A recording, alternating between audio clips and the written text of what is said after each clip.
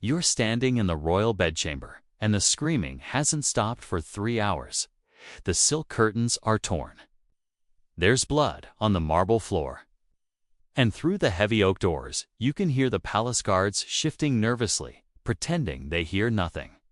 You're a royal physician, summoned in the dead of night, and what you're about to witness will haunt you until your dying breath. This isn't war. This isn't plague. This is a wedding night in the Palace of Madrid, and the young bride behind that door is experiencing something no medical text prepared her for, something that 3 women before her couldn't survive. The king is waiting for you, and in his eyes, you see not shame, but a terrible, desperate pride. Before we go any deeper into this nightmare, drop a comment and tell me which country you're listening from right now. It fascinates me endlessly that we're scattered across the entire world, yet we're all drawn to the same dark corners of history, hungry for truths that were buried for good reason. The year is 1816, and Spain is celebrating. Ferdinand VII has returned from exile, restored to his throne after Napoleon's defeat. The crowds call him El Decido, the desired one. They throw flowers at his carriage. They weep with joy in the streets. They have no idea what kind of man they've welcomed back. In the royal archives, hidden in layers of diplomatic language and medical euphemisms, lies a secret so disturbing that historians spent 2 centuries avoiding it. The Vatican holds documents sealed under orders that they never be publicly disclosed. Private letters between court physicians use Latin terms so obscure that even modern scholars struggle to translate them. And at the center of this conspiracy of silence stands one man whose physical curse would shape the destiny of an entire nation. Ferdinand wasn't born a monster.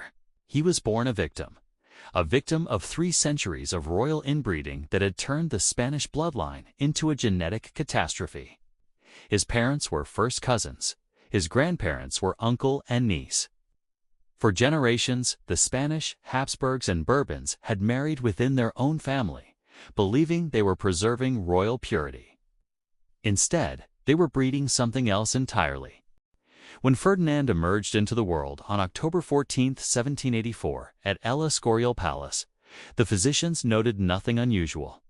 A healthy prince, strong lungs, good coloring. But nature's cruelest jokes don't reveal themselves at birth. They wait until adolescence, when the body begins its transformation from child to adult. When hormones flood the system and genetics reveal their hidden flaws. By age 14, the palace physicians noticed something was wrong.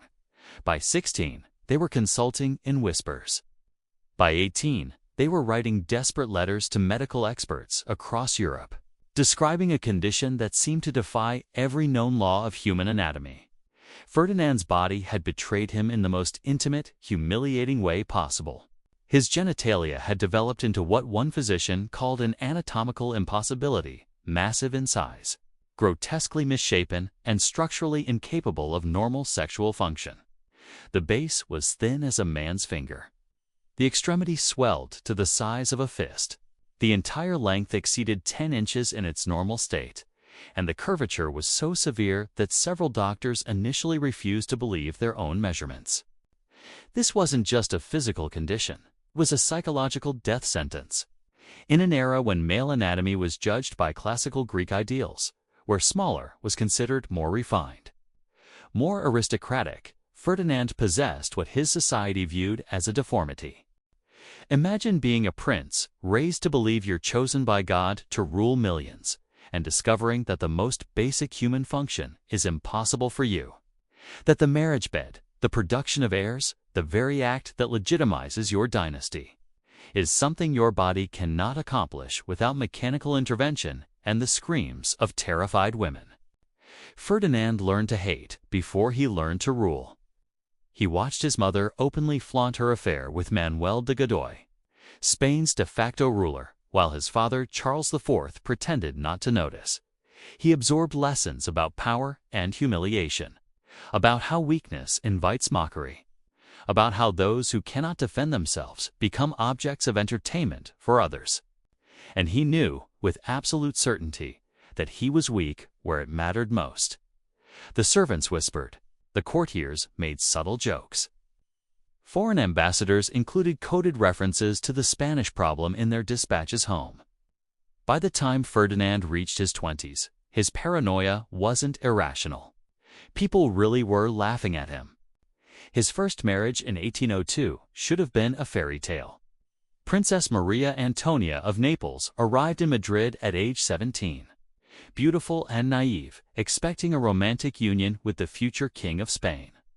Instead, she got a wedding night that palace servants would reference in horrified whispers for decades. The specialized equipment had been prepared, cushions designed by master craftsmen, restraining devices disguised as marital aids, oils, and unguents prescribed by physicians. Maria Antonia had been told nothing. When Ferdinand entered the bridal chamber and removed his clothes, her screams echoed through 3 floors of the palace. One lady-in-waiting would later write that the princess behaved as one who had seen demons rise from hell itself. What followed wasn't lovemaking. It was a medical procedure performed on an unwilling patient. Physicians were summoned. The cushions were arranged. Maria Antonia was given laudanum until she stopped struggling. And Ferdinand, driven by desperation and the pressure to produce an heir, completed what could only be described as sanctioned violence. The next morning, servants found the chamber destroyed, furniture overturned, bedding shredded, and bloodstains that took hours to clean. Maria Antonia developed a stutter that day. She would flinch whenever Ferdinand entered a room. And over the next 5 years, as the couple attempted and failed to produce a living heir, she slowly descended into madness. Twice, she became pregnant. Twice, she miscarried in circumstances that suggested her body was rejecting not just the child, but the trauma of how it had been conceived. Court physicians wrote carefully worded reports about stresses upon Her Majesty's delicate constitution. What they meant, but could never say openly, was that Ferdinand's anatomical condition made normal intimacy impossible, and that the forced alternatives were destroying his wife's body and mind. Maria Antonia began taking larger doses of laudanum to cope. She stopped eating. She spent entire days in prayer, begging God for forgiveness for sins she couldn't name.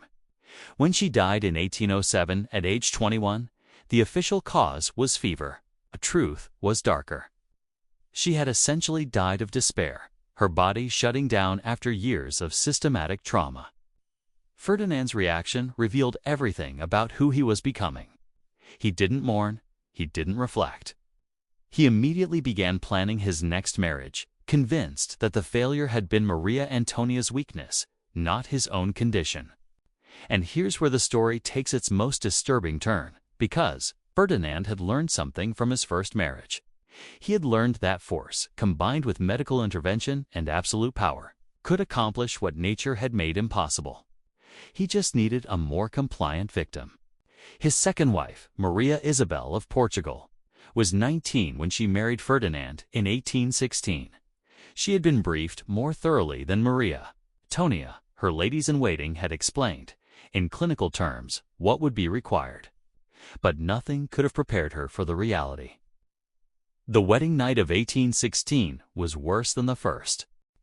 Servants reported sounds that suggested not intimacy, but assault. Furniture was broken.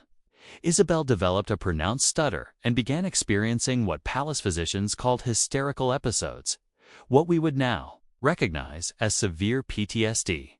She would wake screaming from nightmares, calling out warnings about the monster. But Ferdinand had refined his methods.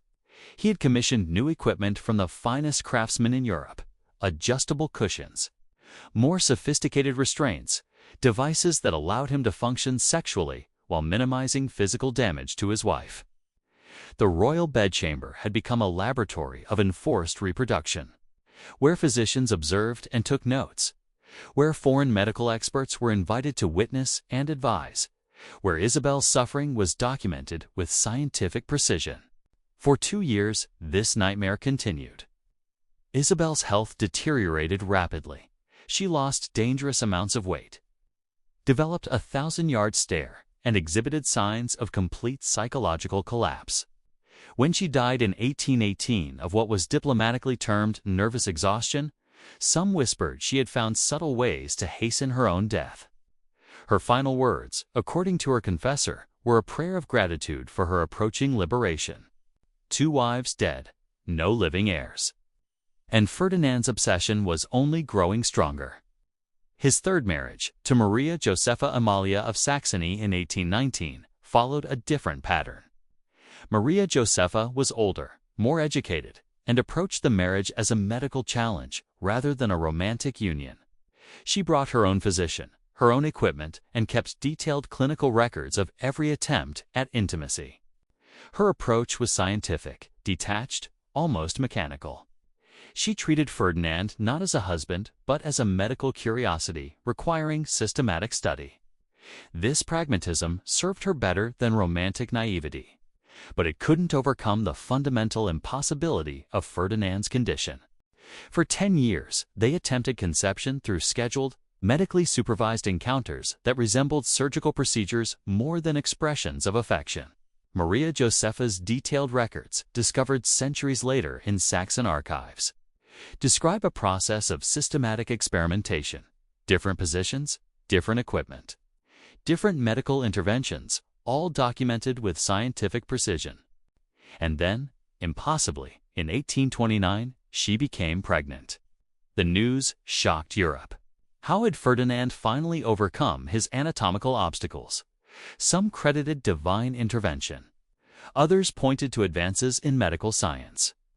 The most cynical observers whispered about infidelity. The pregnancy progressed normally until the 7th month, when complications began that palace physicians couldn't manage. Ferdinand, terrified of losing this miraculous heir, insisted on personally supervising Maria Josepha's medical treatment. He brought in mystics alongside trained physicians. He had her chambers blessed by every religious authority in Madrid. He created chaos where calm was needed. On May 18, 1829, Maria Josepha went into premature labor. The baby, a daughter, lived only hours. Maria Josepha survived the delivery, but died 3 weeks later from infection and despair. Ferdinand refused to allow either body to be buried, insisting his physicians continue attempting resurrection through increasingly bizarre means. For nearly a week, the palace filled with the stench of decay as the king denied reality. But fate had one final cruel joke to play. In 1829, at age 45, Ferdinand married his fourth wife, Maria Cristina of Naples. What his advisors didn't initially tell him was that Maria Cristina arrived in Madrid already pregnant by another man. The wedding was a farcical affair. She was visibly pregnant as she walked down the aisle, carrying a child that could not possibly be Ferdinand's. But the king, so desperate for an heir, accepted this obvious deception. He convinced himself that divine providence had answered his prayers through unconventional means. The birth of Isabella II in 1830 should have brought satisfaction. Instead, it brought new anxiety. Ferdinand knew the child wasn't biologically his, yet he had to maintain the fiction of legitimacy to preserve his dynasty. His relationship with Maria Cristina became a strange dance of mutual deception. She pretended to respect him, while he pretended to believe her daughter was his own.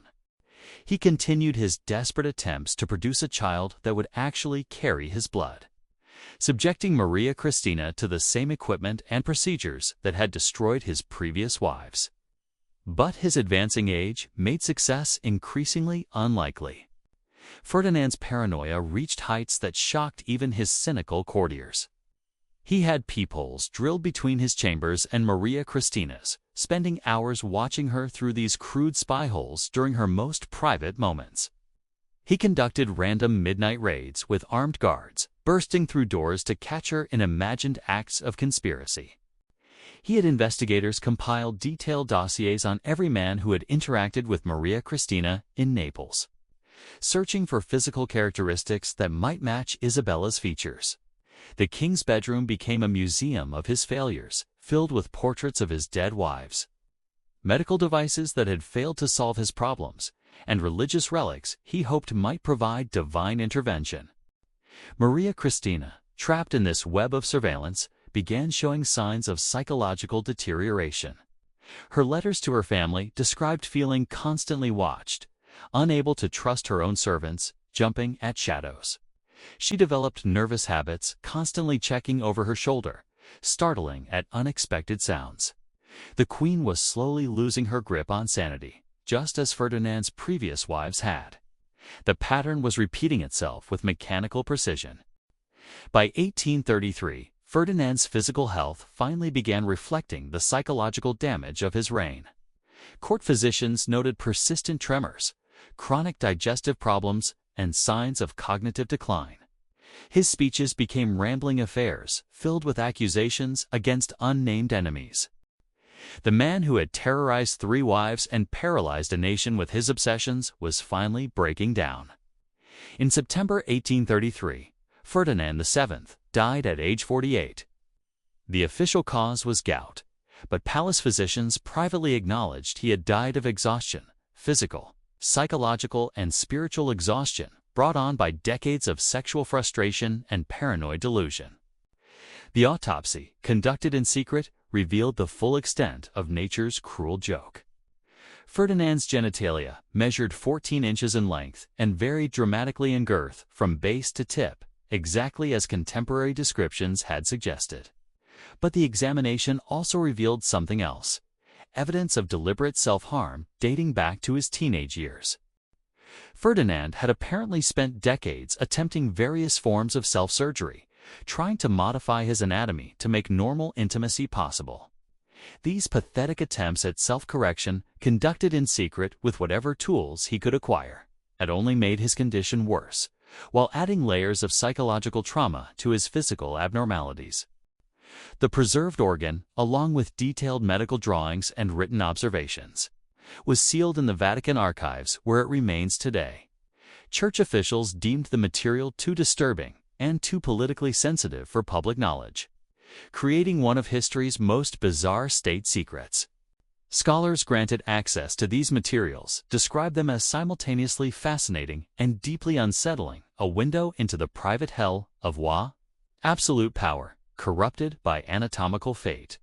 Ferdinand left behind more than just medical specimens. He left a kingdom torn apart by civil war, economic collapse, and international humiliation. Isabella II, the daughter who may or may not have been his biological child, inherited a Spain that would struggle for generations to recover from his misrule. 3 wives had died traumatic deaths. A 4th had survived only by accepting a marriage built on mutual deception. And millions of subjects had suffered under a king whose personal obsessions took precedence over every duty of governance. Perhaps the saddest part of Ferdinand's story isn't the grotesque physical condition he was born with, or even the suffering he inflicted on everyone around him. It's the recognition that his tragedy was preventable. If he had lived in a different era, modern medicine might have offered solutions. If he had been born into a different class, his condition would have remained a private matter with no political consequences. But Ferdinand was born a prince in an age when kings were expected to embody physical and moral perfection, when the intimate failures of one man could determine the fate of millions. The silk sheets that once covered his deformed body now covered a kingdom equally damaged, equally unable to function as nature intended. In the end, Ferdinand VII achieved a kind of immortality, not as a great king or successful ruler, but as a cautionary tale about what happens when unchecked power meets profound personal dysfunction. His name lives on in whispered stories, in sealed archives, in the collective memory of a nation that paid dearly for the genetic lottery that went wrong centuries before any of them were born. And somewhere in the Vatican vaults, preserved in fluids that prevent decay, lies the physical evidence of a reign that consumed everything it touched. A monument to the destructive power of shame, the corruption of absolute authority, and the tragic waste of human potential. History buried Ferdinand's secret, but it couldn't erase the consequences. 3 dead wives, a fraudulent succession, an empire in ruins, and a king who died as he lived, a prisoner of the body that betrayed him, the power that corrupted him, and the obsessions that destroyed everything he touched.